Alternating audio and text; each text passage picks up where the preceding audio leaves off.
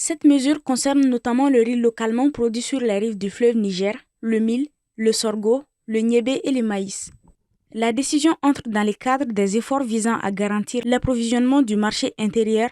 Cependant, l'interdiction ne s'appliquant pas aux exportations destinées aux pays membres de l'Alliance des États du Sahel AES, à savoir notre pays, le Mali et le Burkina Faso, elle est prise dans une perspective de solidarité et de coopération régionale entre les États membres de l'AES. Afin de préserver les intérêts des producteurs nationaux et de garantir leur rémunération équitable, le gouvernement envisage des mesures d'accompagnement adaptées.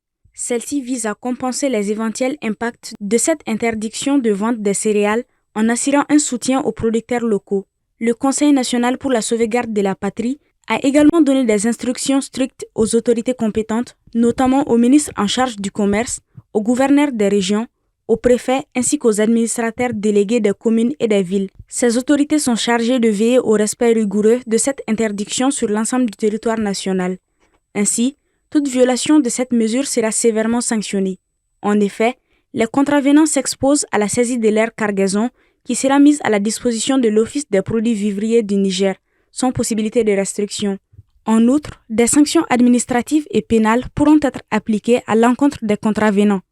Le gouvernement malien a décidé le 3 octobre dernier de suspendre l'exportation de plusieurs produits agricoles clés, notamment les amandes de karité, les arachides, le soja et le sésame.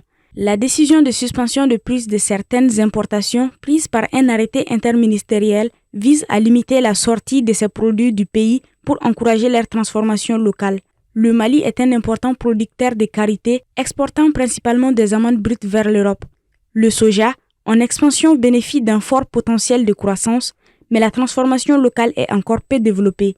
Avant le Mali, le Burkina avait le 18 septembre dernier pris la décision de suspendre l'exportation d'amandes de karité pour promouvoir le développement industriel national.